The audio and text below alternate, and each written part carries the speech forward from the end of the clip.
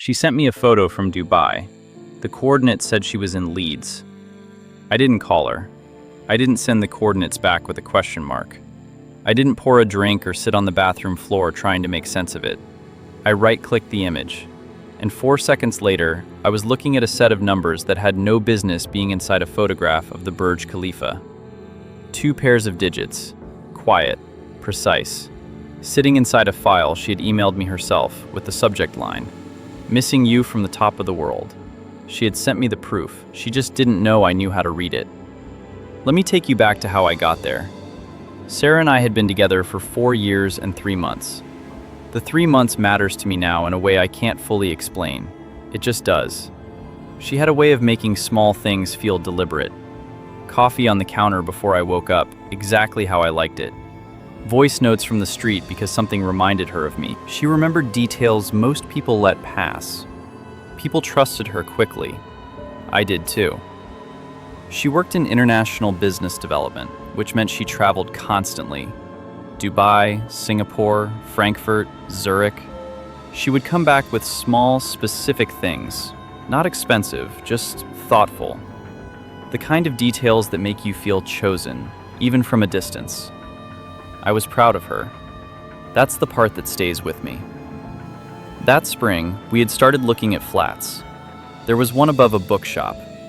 We stood in the kitchen talking about where the table would go, like it was already ours. I think about that afternoon sometimes, and I wonder when exactly she already knew something I didn't. Because looking back, there had been a shift. Not dramatic, not something you could point to, just a fraction of distance, a slight recalibration of warmth. The kind of thing you feel before you understand it. I felt it. I explained it away. We were busy. She was traveling more. Long relationships change shape. That's what I told myself. I was very good at telling myself things. The first thing I noticed wasn't the Dubai photo. It was Frankfurt, 6 weeks earlier. She texted at 7. Client dinner running long, phones away, she'd call in the morning. Completely normal. At 9:43 p.m., she sent a photo. The restaurant she described. Dark wood, candles, white tablecloths. Beautiful, actually. "You would love it here." I said I would, but I looked at the image longer than usual. There was a thin line of light near the window. Soft, low, the kind that only exists just before evening disappears completely. Frankfurt, October. That light doesn't exist at 9:43 p.m. I almost ignored it, told myself I was tired, that indoor lighting distorts things, that I was reading into nothing. I nearly closed the chat and moved on. Instead, I saved the photo to my desktop, said nothing, asked nothing, just filed it away. 6 weeks later, she sent the Dubai photo, and I right-clicked. Here's what matters about what I did next. It required no technical skill. None. The tool was free, browser-based, and took seconds. I had never used it before. I found it with one search. Most photos taken on modern smartphones contain something called EXIF data, metadata embedded in the file itself. It can include time, device, and sometimes the exact GPS coordinates of where the photo was taken. Most messaging apps strip it. Email often doesn't. She sent the image as an attachment. I uploaded it to a metadata viewer. Scrolled down, and there they were. Coordinates. I copied them. Opened maps, watched the pin drop. Leeds. A quiet residential street. Red brick, bay windows, small front gardens.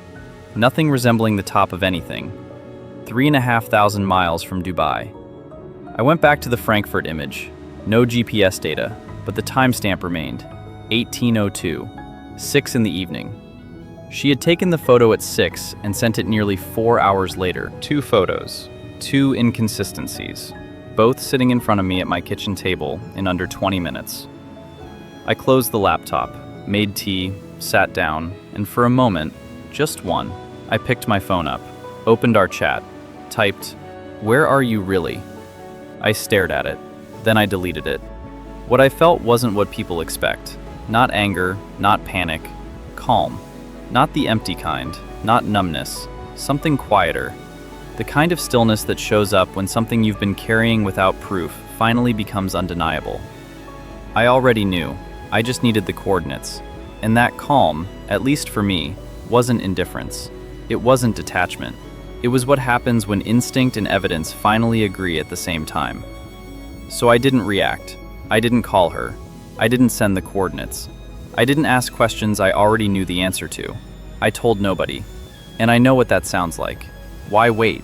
Why not confront her immediately? Because the moment you react, you give the other person something to work with. They can read your tone, adjust theirs, deny, reframe, perform just enough truth to make you question what you already found. Silence gives them nothing, and I wanted to give her nothing, so I stayed quiet, and I started paying attention. Over the next 6 weeks, I went back through everything. Not obsessively, not all at once, just steadily. Travel itineraries she had shared, flight confirmations forwarded to our joint account, loyalty program emails, every photo she had ever sent me directly by email, anything that still carried the original file. I ran the same check, again and again. 4 more anomalies, different cities, different dates, different distances between where she said she was and where her own data placed her. Not enough to create a scene, more than enough to confirm a pattern. I didn't confront her, I organized it. Folder, dates, locations, screenshots, quiet, clean documentation on a drive she had no access to. And then, just as quietly, I started removing myself from the life we had built. A subscription, a shared plan, small, practical threads that tied us together. I stepped back from each one without explanation. No announcement, no visible shift, nothing that would tell her what I knew, or that anything had changed at all. On the surface, I stayed the same. I answered her calls, I replied to messages, I showed up exactly as I always had. And underneath that, I was already leaving. There's something I came to understand during that time. Planning an exit like that, slowly, deliberately, doesn't feel like avoidance. It feels like control. It gives you space to think clearly, to move without pressure, to act once instead of reacting over and over again. At least, that's how it worked for me. And for the first time in months, I felt steady. Not better, but certain. I chose a Thursday. No real reason. Thursdays just felt ordinary. I didn't want a date that meant something. I didn't want a moment she could turn into a story later. She was traveling that week. Genuinely, I think. I didn't check. The flat was quiet. I walked through it once, looked at the kitchen where we had stood talking about tables we never bought, the counter where she used to leave coffee. I stood there longer than I expected, long enough to feel it properly. Not the anger, but the absence of what I thought I had. Then I picked up her spare key, put it in an envelope. No note. For a second, I considered writing something clear, something final, something that would explain exactly what I knew. I even took a pen out. Then I put it back. She already had the information she needed. She had sent it to me herself. I canceled the last thing that still connected us, opened my phone, typed 4 words. I'm done. Take care. I read it once, and I'll be honest, I almost added more. Not to argue, not to accuse, just to explain, to make it make sense out loud. But explanations are a kind of invitation, and I didn't want to reply. So I left it as it was, pressed send. And then, before I could reconsider it, I blocked everything. Phone, email, every platform, every way back in. No conversation, no final meeting, no version of events that I would have to listen to and respond to. Just a door, and me walking through it, quietly. People ask if she tried to reach me, if there was some final message I never saw, if I ever found out who he was or how long it had been. There wasn't, and I didn't look.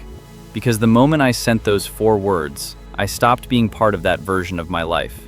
And I have no interest in information that belongs to something I've already closed. She handed me the coordinates. I just chose what to do with them.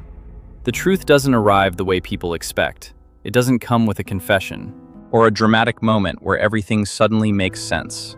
It shows up quietly, in a timestamp that doesn't match, in a thin line of daylight where there shouldn't be any, in a set of coordinates sitting inside a file no one thought to check. It was always there. It just required someone willing to look closely enough, and slowly enough, to see it. And this is the part I didn't understand before all of this. Knowing something doesn't mean you have to act on it immediately. It doesn't mean you owe anyone a reaction, or a confrontation, or even an explanation. You're allowed to sit with it, to take the time, to document it, to untangle your life from it piece by piece, to choose your moment. 6 weeks of doing nothing might not look like strength from the outside, but sometimes, controlled nothing is the most decisive thing you can do. Let me ask you something. Have you ever noticed something small, something almost insignificant, that completely changed how you saw a person or a situation? Not all at once, just quietly over time. What was it? And if you want more stories like this, not just about what people say, but what the details quietly reveal, you already know where the button is.